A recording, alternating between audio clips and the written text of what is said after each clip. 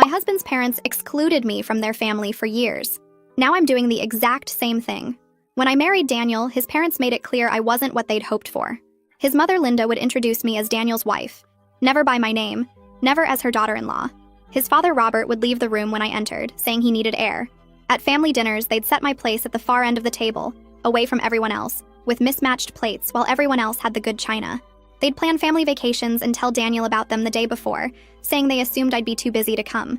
Every Christmas, they'd give Daniel expensive gifts and hand me generic candles or bath sets with the price tag still on, showing they came from the clearance rack. They'd take hundreds of photos at family events but crop me out before posting them. When I got pregnant with our first child, Linda said she hoped the baby looked like Daniel's side because their features were more refined. Robert asked if we were sure the baby was Daniel's, right in front of everyone at Easter dinner. When our son Ben was born, they visited once, complained he didn't look like Daniel enough, and left after 10 minutes. They missed his first birthday because they scheduled a cruise that week, knowing the date months in advance. For our daughter Amy's birth, they didn't even come to the hospital. They sent Daniel a congratulations text, but nothing to me. Every milestone the kids had, they were absent. They'd visit Daniel's brother Kyle, who lived 20 minutes from us, and not even tell us they were in town. I'd find out from Kyle's wife posting photos with them.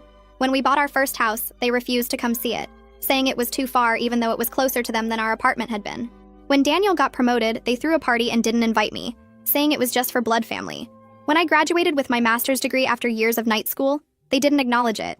Daniel would make excuses, saying they were set in their ways, they'd come around, they just needed time. 10 years of time apparently wasn't enough. They'd call Daniel to complain about me, saying I kept the kids from them when they'd never once asked to see them. They'd tell relatives I was cold and unfriendly when I'd spent years trying to connect with them. They'd send birthday cards to Daniel and the kids, but never to me, even though Daniel reminded them every year. At family reunions, they'd introduce everyone else, then gesture vaguely in my direction saying, "And Daniel's here too," as if I was just an attachment to him. Then last year, Robert lost his job at 61. They'd been living beyond their means for decades, assuming Robert would work forever. They had no savings, huge debts, and were about to lose their house. Linda called Daniel crying, saying they needed help.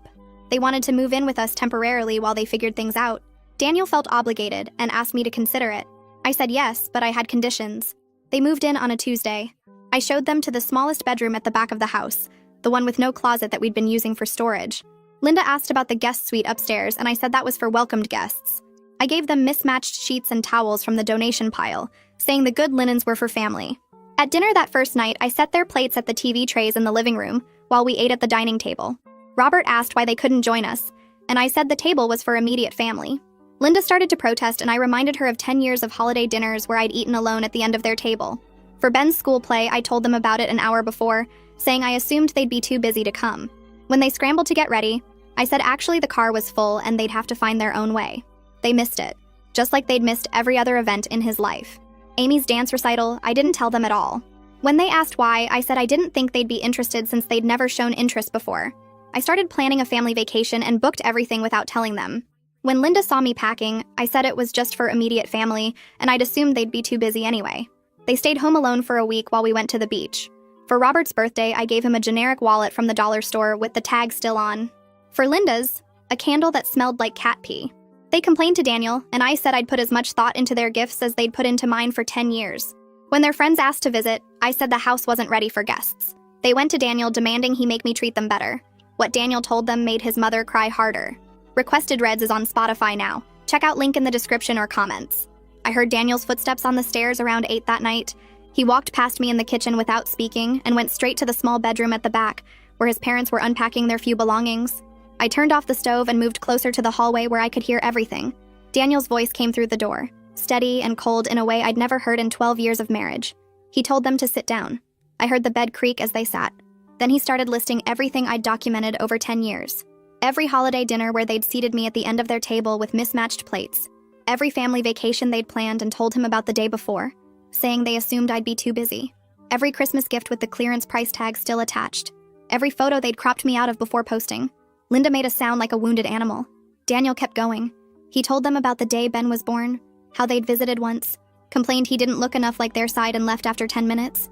He told them about Amy's birth, how they'd sent him a text but nothing to me, like I was just the vessel that produced their grandchild. Robert tried to interrupt with something about not realizing, about it being different times, about how they'd always welcomed me in their home. Daniel cut him off.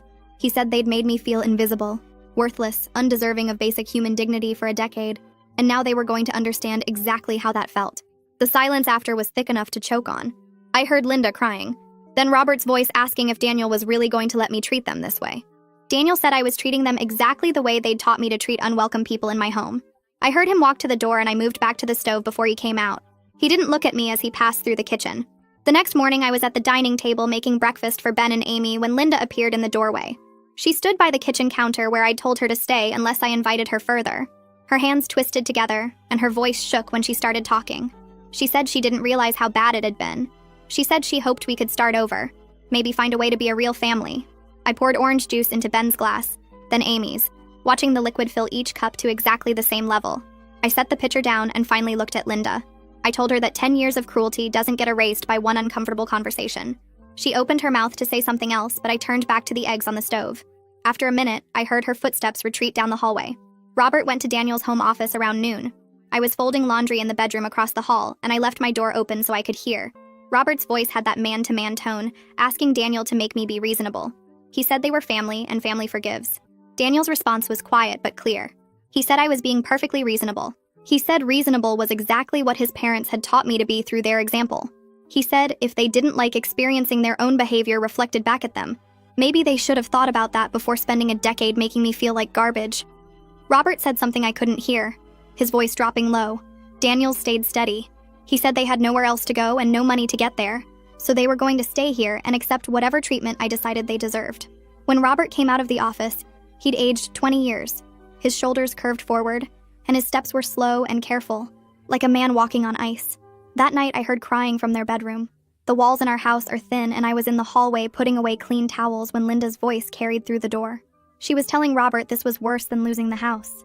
At least when they lost the house, it was just money and pride. This was watching their son choose his wife over them, watching their grandchildren look at them like strangers, knowing they'd destroyed any chance of a real relationship. Robert's voice was flat when he answered.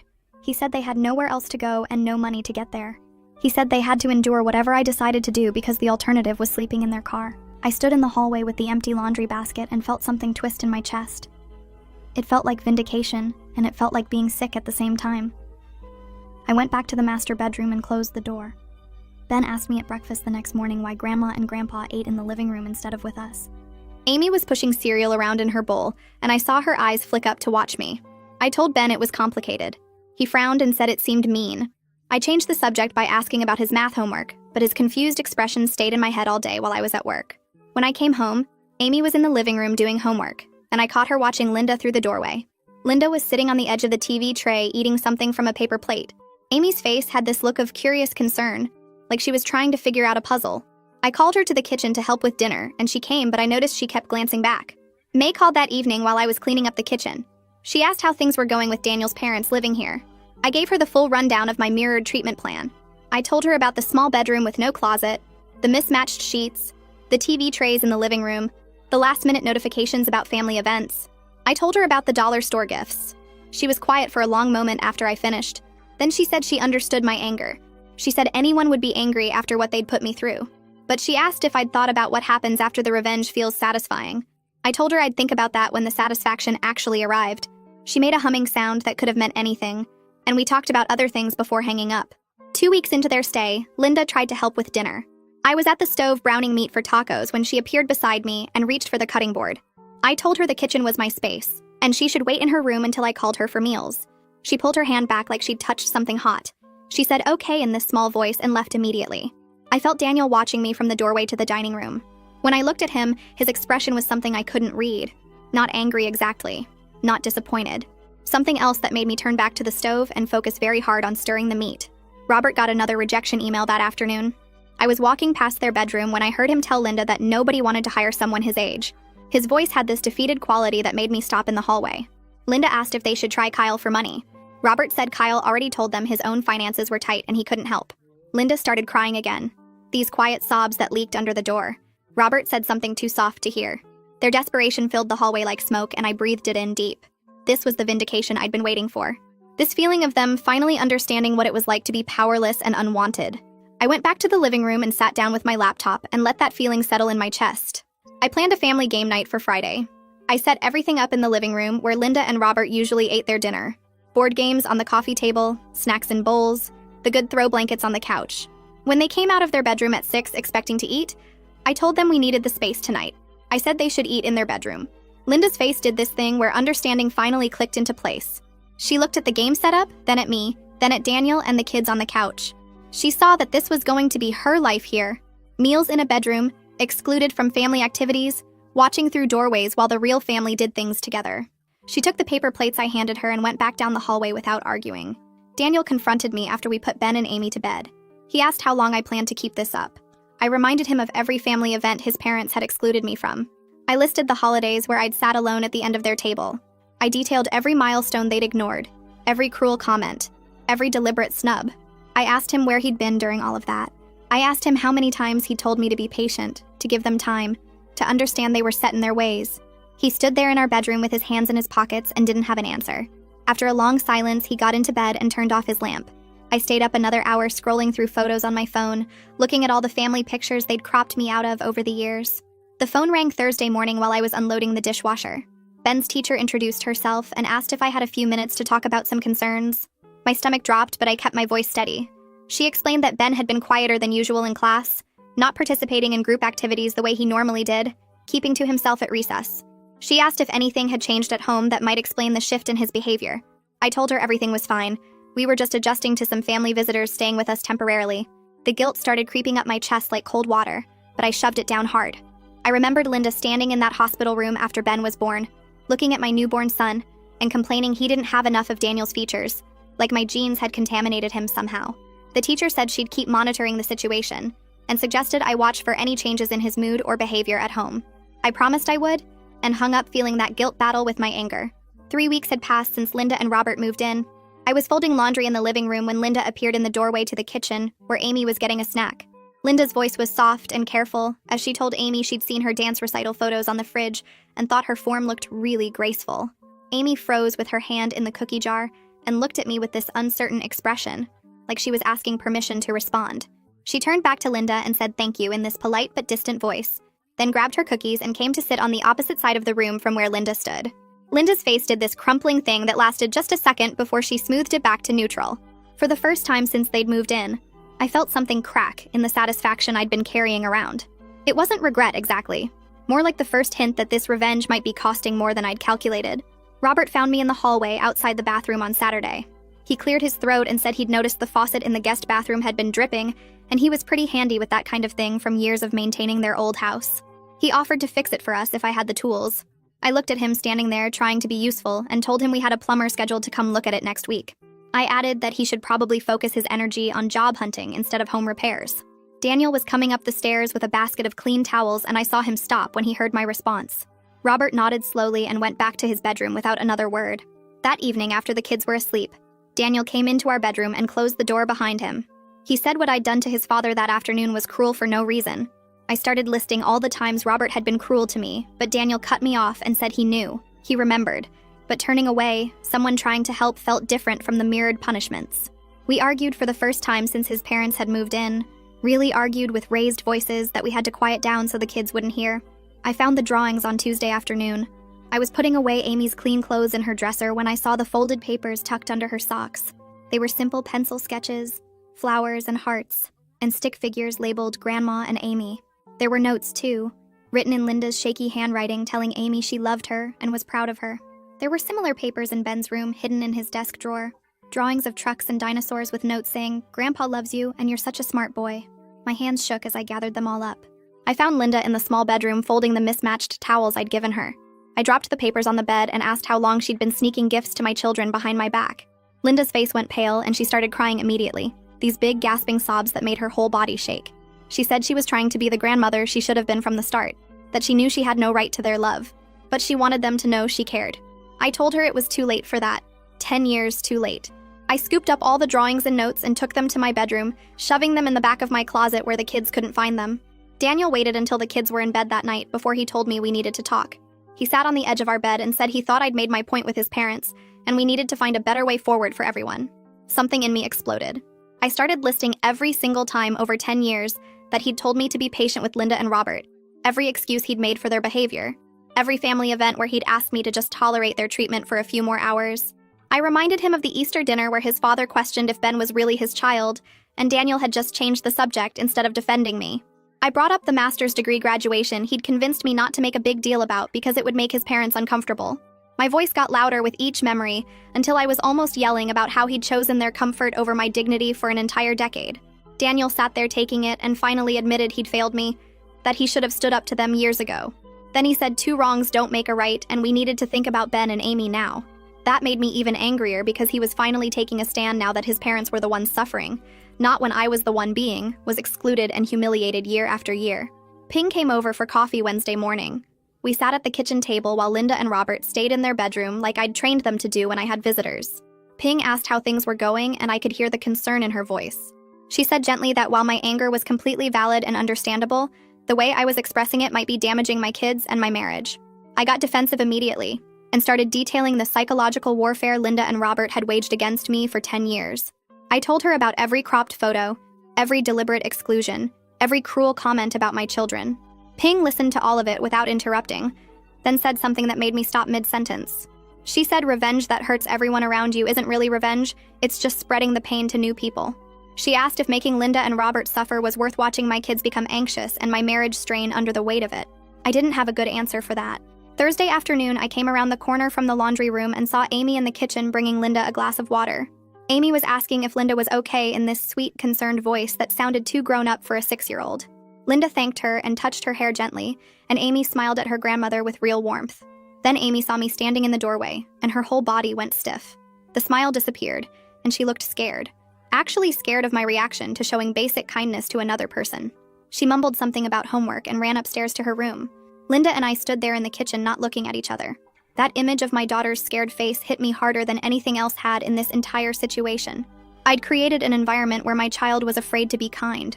Ben cornered me in the garage Friday evening while I was taking out the recycling. He asked me straight out why I was being mean to Grandma and Grandpa when they were being nice now. I tried to explain the history, telling him about how they'd treated me before he was born and when he was little. But hearing myself explain adult cruelty to a 10-year-old made it all sound petty and small when spoken out loud. I was telling my son about mismatched plates and cropped photos while his grandparents were living in a storage room and eating meals alone. Ben listened to my explanation, and then said something that felt like a punch to the chest. He said it seemed like I was being the mean one now. I tried to make him understand the context, the years of pain, but he just looked confused and sad. He didn't understand, and maybe he shouldn't have to understand this kind of adult ugliness. Daniel brought up counseling on Saturday morning. He said we needed to work through this situation before it destroyed our family. I refused immediately, saying we didn't need a stranger telling us how to handle his parents. Daniel's voice was steady and determined in a way I wasn't used to hearing from him. He said he was going to counseling with or without me because he needed help navigating between his wife's justified anger and his parents' genuine remorse. He said he couldn't keep being caught in the middle while watching everyone he loved suffer. His determination surprised me enough that I stopped arguing. I told him fine, I'd go, but I wasn't making any promises about changing anything. The therapist's office was in a building downtown with uncomfortable chairs in the waiting room. We sat there not talking until a woman called us back. She had us sit on a couch while she settled into a chair across from us with a notepad. She asked me to start by describing what I wanted as an end goal from the situation. I opened my mouth to answer and realized I hadn't thought past making Linda and Robert suffer. I'd been so focused on revenge that I hadn't considered what came after. When I finally said out loud that I wanted them to suffer the way they'd made me suffer, it sounded hollow and purposeless, even to my own ears. The therapist asked what would actually heal the wound their treatment had created. I sat there on that uncomfortable couch next to my husband and couldn't come up with an answer. I drove home from that counseling session feeling like I'd been turned inside out. The therapist's question kept playing in my head on repeat. What would actually heal the wound their treatment created? I still didn't have an answer when I pulled into the driveway. Linda was waiting on the front porch, standing there with her arms wrapped around herself like she was cold even though it was warm outside. She saw my car and walked down the steps before I even turned off the engine. I got out and she asked if we could talk alone, just the two of us, without Daniel there. I wanted to say no, but something in her face made me agree. We went to the backyard where nobody could hear us through the windows. Linda sat on the bench by the garden and I stayed standing because sitting felt too comfortable. She started talking and her voice was shaking. She told me about her own mother, about how her mother had treated her first husband's wife with cruelty that Linda witnessed as a young woman. She said she swore she'd never be like that, but then Daniel brought me home and she found herself doing the exact same things. She was crying now, tears running down her face that she didn't bother wiping away. She said she had this picture in her head of who Daniel should marry, someone from a specific background with specific qualities, and when I didn't match that picture, she couldn't let it go. She said seeing her own cruelty reflected back at her these past weeks made her finally understand what she'd done to me, how she'd made me feel invisible and worthless in my own family.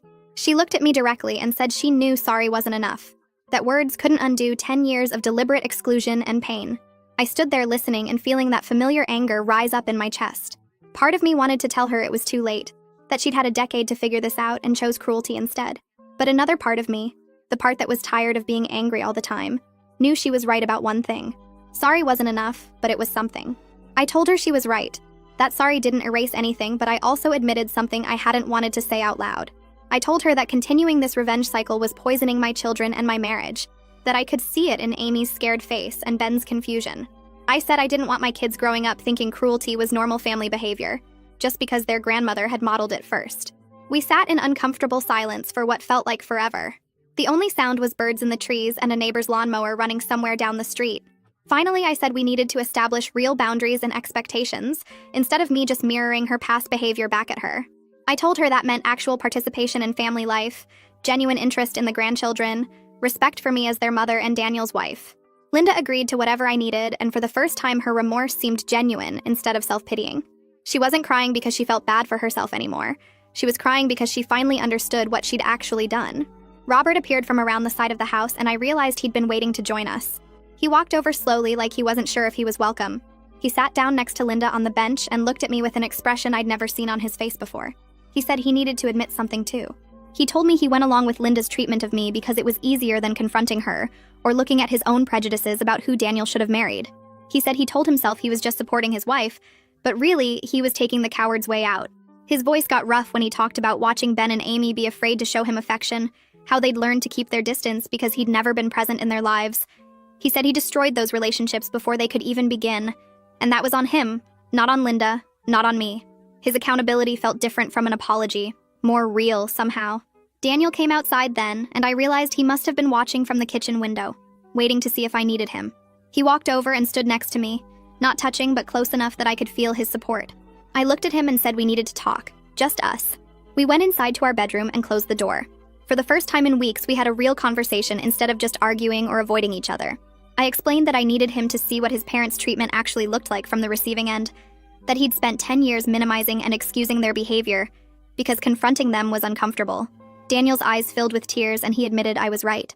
He said he'd chosen his own comfort over my dignity for years, that his avoidance had enabled their cruelty to continue unchecked. He said watching me mirror their behavior back at them had finally made him understand how deliberate and sustained their exclusion had been. We both cried and agreed we needed to find a path forward that protected our family while acknowledging how complicated this all was. Daniel said he couldn't go back and fix his past failures, but he could do better now. 3 days later, we all went to counseling together, all 4 adults sitting in that office with the uncomfortable chairs. The therapist said we were going to do something difficult, but necessary. She asked Linda and Robert to detail every instance of exclusion they could remember, everything they'd done to make me feel unwelcome over the past 10 years. The list took 40 minutes. Linda started with the mismatched plates at holiday dinners and moved through every cropped photo, every last-minute vacation announcement, every generic gift with the price tag showing. She had to stop multiple times because she was crying too hard to continue. Robert added the things he'd done, the rooms he'd left when I entered, the party for Daniel's promotion where I wasn't invited, the comments about Ben not looking like Daniel enough. Hearing it all spoken out loud in front of a witness made the pattern impossible to deny. The therapist wrote everything down, and when they finally finished, she looked at the pages and pages of notes and said this was systematic exclusion, not just a few thoughtless moments. Then it was my turn. I shared how their treatment made me feel worthless and unwelcome in my own marriage, how I'd dreaded every family event for a decade, how I'd tried so hard to connect with them only to be rejected over and over. I talked about how their rejection of Ben and Amy hurt worse than anything they did to me directly, how watching them ignore my children's milestones and birthdays made me feel like I'd failed to protect my kids from their cruelty. Robert looked genuinely shocked when I talked about the damage to the grandchildren, like he'd actually thought kids wouldn't notice or remember being excluded. The therapist pointed out that children absolutely notice and internalize family dynamics, that Ben and Amy had learned from their grandparents that some people in families don't deserve inclusion or respect. We spent the rest of the session establishing new ground rules. Linda and Robert would get a proper bedroom set up and eat meals with us at the table, but they had to actively participate in family life and show genuine interest in the grandchildren. They were required to keep attending counseling sessions and work seriously on their financial independence so they could eventually move out. I agreed to stop the mirrored punishment, but I made it clear I was maintaining boundaries about respect and inclusion. The therapist said these were good starting points, and we'd need to check in regularly to make sure everyone was following through. The next family dinner at the table together was awkward and tense. We all sat there making careful, polite conversation with long silences between topics. Amy looked around at everyone and asked if this meant Grandma and Grandpa were staying forever. Linda answered gently that they were working on finding their own place, but they wanted to be part of the family properly while they were here. Ben seemed relieved that the weird tension was easing, even if things weren't perfect yet. He asked Robert to pass the potatoes, and Robert did it with a small smile that looked genuine. Over the next few weeks, Linda started attending Amy's dance classes. She'd sit in the waiting area with the other parents and watch through the window, actually paying attention to Amy's progress instead of just showing up for appearance. Amy was cautious at first, keeping her distance and not making eye contact, but gradually she warmed up when Linda showed consistent interest without trying to buy her affection with gifts or treats. I watched from the sidelines, feeling emotions I couldn't quite name, something between relief that my daughter was getting the grandmother relationship she deserved, and grief that Linda had rejected her at birth and missed so many years. Robert started helping Ben with a school project about family history. I was in the kitchen making dinner when I overheard them in the dining room spreading out papers and photos. Ben asked direct questions about why Robert wasn't around before, why he'd missed birthdays and school events. Robert gave honest, age-appropriate answers about making bad choices and prioritizing the wrong things. He told Ben that he'd let his own ideas about what family should look like get in the way of actually being family, and that was a mistake he was trying to fix now. The accountability in front of his grandson felt significant, like Robert was finally taking real responsibility instead of just apologizing to make himself feel better. I was loading the dishwasher when the doorbell rang 3 days later. May stood on the porch holding a casserole dish and wearing the concerned expression she always got when she thought something was wrong. I let her in, and she walked straight to the kitchen, setting the dish on the counter before turning to really look at me. She studied my face for a long moment and then glanced toward the living room where Linda was helping Amy practice her dance routine. Robert sat on the couch reading a book to Ben, something about dinosaurs based on the pictures I could see from here. May's eyebrows went up and she tilted her head toward the back door. We stepped outside onto the deck where the air was cool and private. She crossed her arms and waited for me to explain what she was clearly seeing as a completely different household than the war zone she'd witnessed before. I told her about the counseling sessions and the new boundaries we'd established, how everyone was trying to function as an actual family instead of me punishing them and them enduring it. She nodded slowly and said I looked different. Less angry maybe, but definitely more tired. I laughed because that was exactly right. The revenge had been simple, straightforward, satisfying in its own twisted way. This messy process of trying to repair something that had been broken for a decade was exhausting and complicated and required constant effort from everyone. But it felt more sustainable, like we were actually building something instead of just tearing each other down. May squeezed my shoulder and said she was proud of me for choosing the harder path, then went back inside to say hello to Linda and Robert like a normal family visit. The following Saturday, Daniel's brother Kyle and May came over for dinner. I'd told Daniel to invite them because I wanted to see how his parents handled a social situation with witnesses who knew the full history. Kyle walked in carrying wine and stopped dead when he saw his parents sitting at our dining table setting out napkins while I stirred pasta sauce at the stove. His mouth actually fell open, and he looked at Daniel with complete confusion. Linda greeted him warmly and asked about his week at work. Robert stood up to shake his hand and asked if he wanted a beer. Kyle accepted the beer but kept glancing between his parents and me like he was waiting for someone to start yelling. Dinner was almost normal, with conversation about Kyle's job and May's pottery classes and Ben's upcoming science fair project. Amy showed everyone her latest dance moves, and both Linda and Robert clapped and praised her without any of the fake enthusiasm from before. After we finished eating, Kyle pulled Daniel aside into the home office. I was clearing plates when I saw them through the doorway having an intense whispered conversation. Later that night, after Kyle and May left, Daniel told me Kyle had asked if I'd forgiven his parents. Daniel explained that it wasn't about forgiveness. It was about establishing functional family dynamics that didn't hurt our kids or destroy our marriage. Kyle admitted he'd avoided the whole situation for years because dealing with their parents' behavior toward me made him too uncomfortable, so he just pretended not to notice. The fact that Kyle could acknowledge that felt like progress, even if it was years too late. On Tuesday afternoon, Linda approached me while I was folding laundry in the living room. She asked if she could take Amy shopping for new dance supplies, just the two of them. My entire body went tense, and I felt that familiar suspicion flood through me. This was exactly the kind of thing where Linda could undermine me, badmouth me to my daughter, try to turn Amy against me the way she'd tried to turn Daniel against me for years. I opened my mouth to say no, but Daniel walked in from the garage and caught the tail end of the conversation. He looked at me with that expression that meant he was asking me to trust the process we'd started. I told Linda she could take Amy, but I was absolutely clear about the terms. If she said one negative thing about me, if she tried to make herself look like the victim, if she undermined my parenting or my authority in any way, she would be out of our house permanently and would never see the grandchildren again. Linda's face went pale, but she nodded and said she understood and would respect those boundaries completely. They left an hour later with Amy chattering excitedly about the new dance bag she wanted. I spent the entire 2 hours they were gone, cleaning the kitchen with more force than necessary, and checking my phone every few minutes.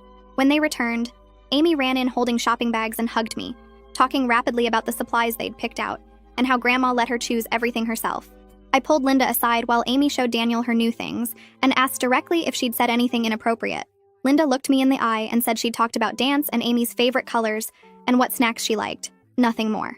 Amy seemed genuinely happy and not confused or upset, which I took as a good sign. Thursday evening, Robert came home from somewhere looking exhausted but carrying himself differently than usual. He'd been gone most of the day, and I'd assumed he was at another job interview that would end in rejection like all the others. Instead, he came into the kitchen where I was starting dinner and told me he'd gotten a part-time job at the hardware store on Main Street. It wasn't the executive position he was used to, wasn't anywhere close to the salary and status he'd had before, but it was honest work that would give him purpose and let him contribute to household expenses. He looked genuinely proud despite the obvious exhaustion on his face. I acknowledged his effort and told him that was good, that contributing was important. He thanked me for giving him the chance to prove himself, for not just throwing him out when he'd treated me so badly for so long. His voice cracked a little when he said it, and I realized this was the first time he'd thanked me for something, without it feeling like manipulation or obligation. It felt like a real shift, like he actually understood what he was being given and why it mattered. Our next counseling session, the therapist asked if I was ready to hear Linda and Robert's perspective on why they'd treated me the way they did. Every muscle in my body resisted that question. I didn't want to hear their excuses or justifications or whatever story they'd tell themselves to make their cruelty seem reasonable. But Daniel reached over and took my hand, and I remembered we were trying to build something functional here, not just maintain battle lines. I said I was ready, even though I wasn't sure that was true. Linda took a shaky breath and explained she'd had rigid ideas about who Daniel should marry. Some fantasy daughter-in-law who matched her exact specifications. When I didn't match that fantasy, she couldn't accept it, couldn't let go of what she'd imagined, and embrace the reality of who Daniel actually chose. She'd convinced herself that if she made me uncomfortable enough, I'd eventually leave and Daniel would find someone more suitable. Robert admitted he'd always been conflict avoidant, that he went along with Linda's treatment of me because confronting her or examining his own prejudices was too hard.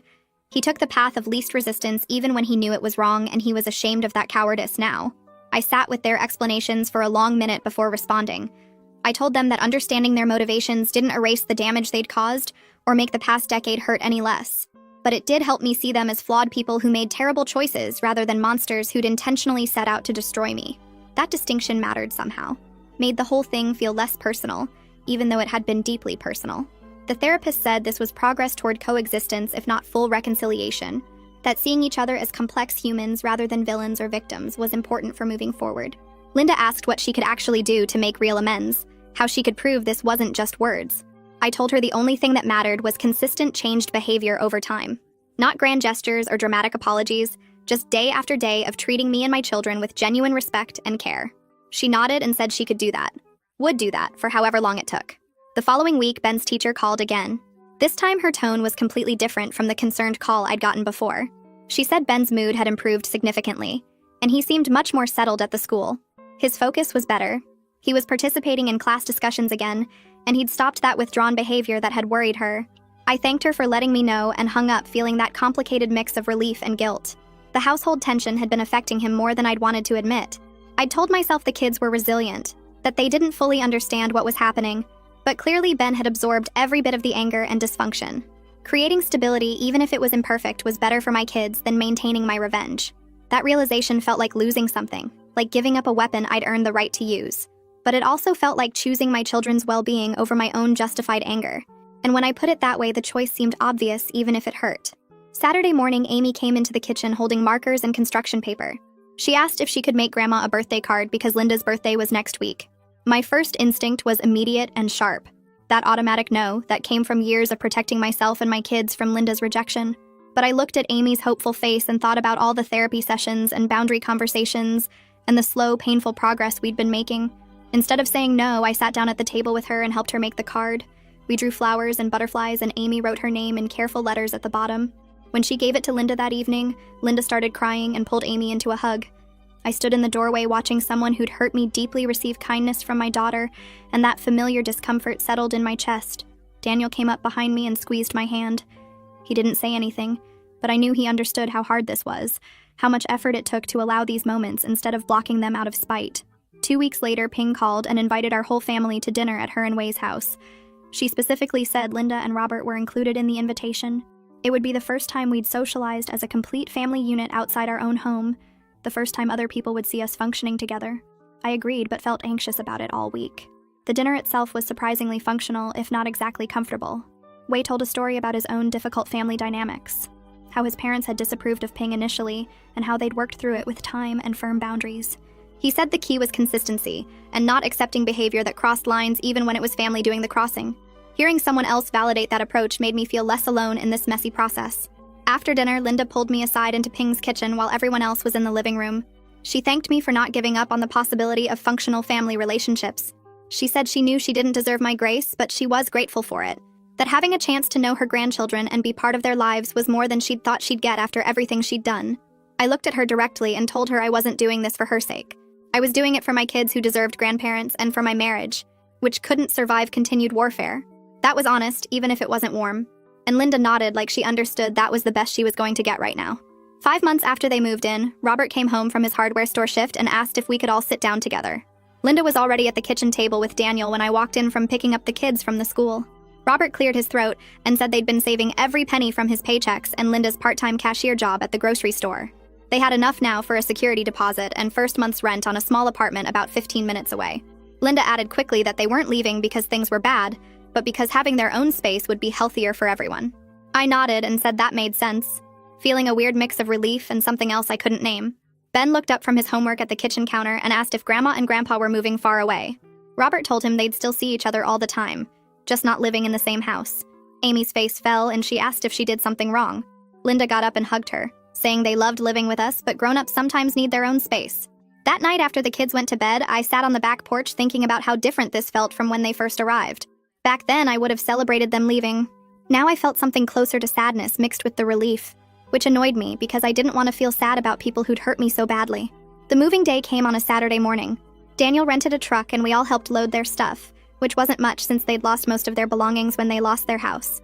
The apartment was in an older building but clean, with 2 bedrooms and a small living area.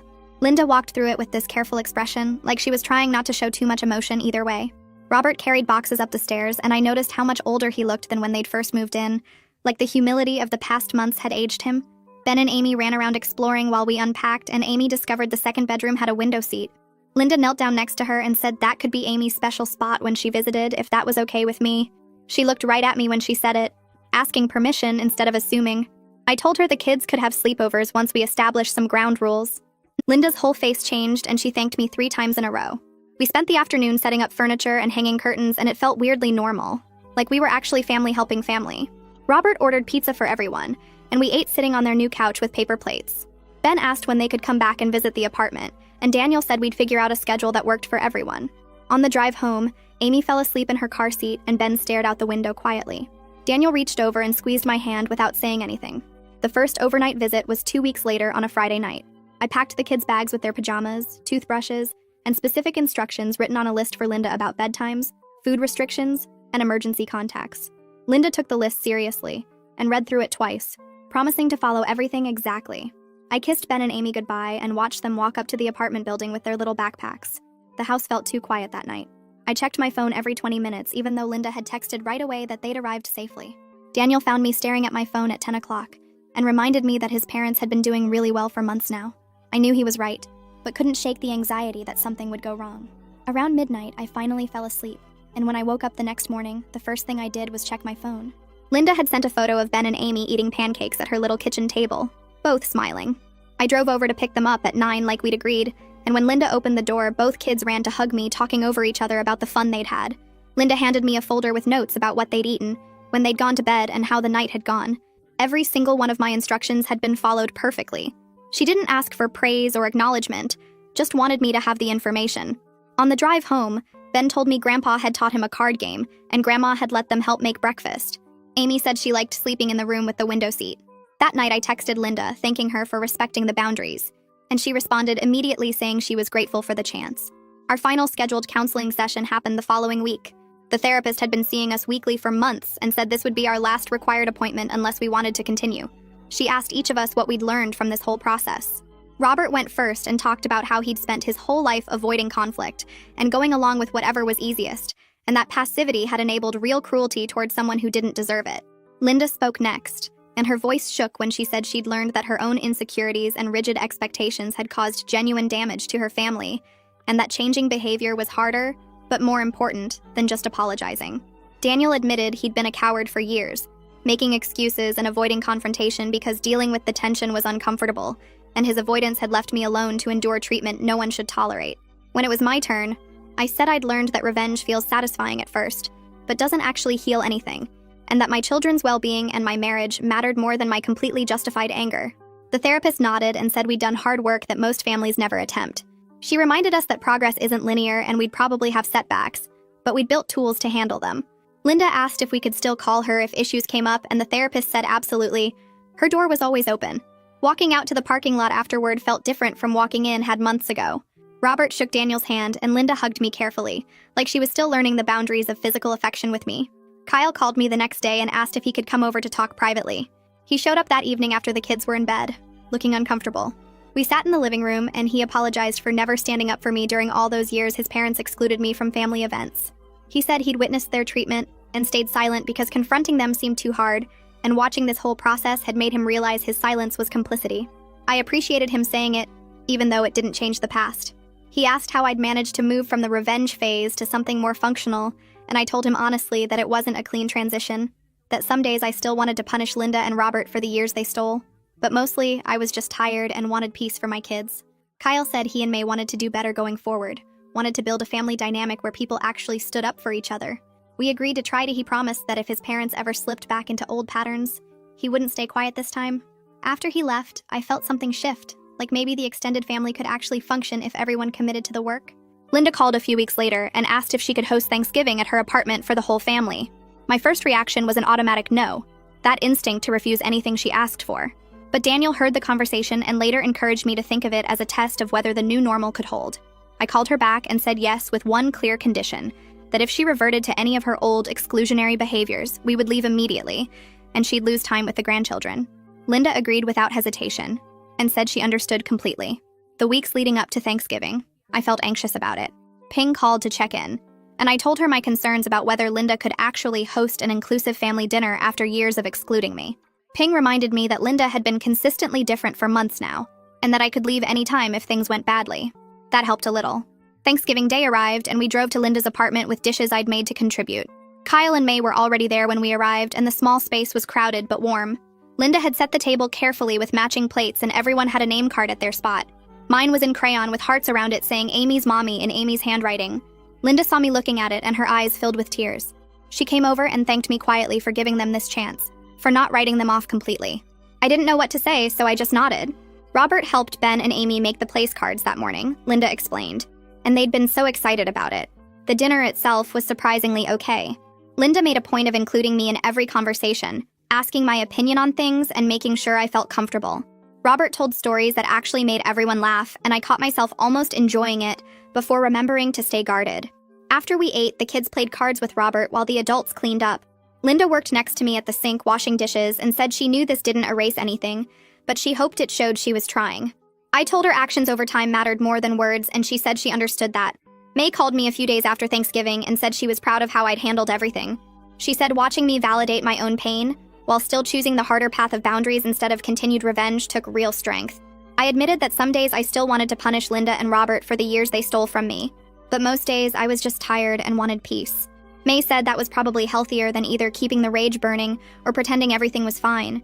We talked about how messy real healing was compared to how people imagined it should go. She asked if I felt like I'd forgiven them, and I said no. Forgiveness felt too big and too simple for what actually happened. What I felt was more like acceptance that they were trying to be different people now, and choosing to allow that for my kids' sake. May said that was probably more honest than forgiveness anyway. 6 months after we'd established the new boundaries and ground rules, an envelope arrived in the mail addressed to me in Linda's handwriting.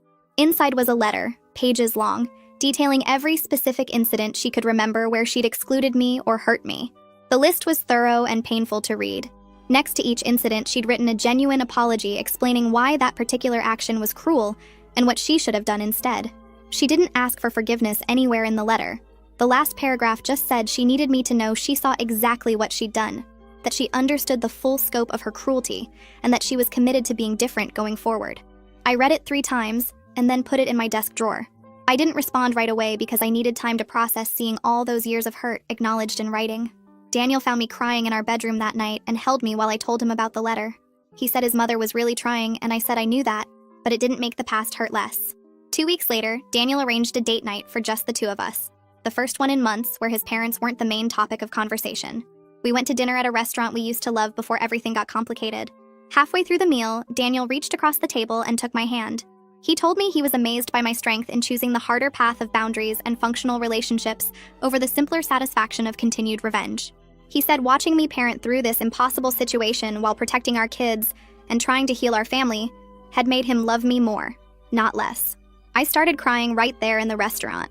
I told him I didn't feel strong most of the time, just exhausted and confused about whether I was doing the right thing. He said that was probably what real strength looked like, doing the hard thing even when you weren't sure, choosing your family's well-being over your own justified anger. We sat there holding hands across the table, and I felt something settle in my chest. Not peace exactly, but maybe the beginning of it. Amy's recital night arrived, and I sat in the auditorium watching parents file in with cameras and flowers. Linda and Robert came through the door together, Linda carrying a bouquet of pink roses that matched Amy's costume.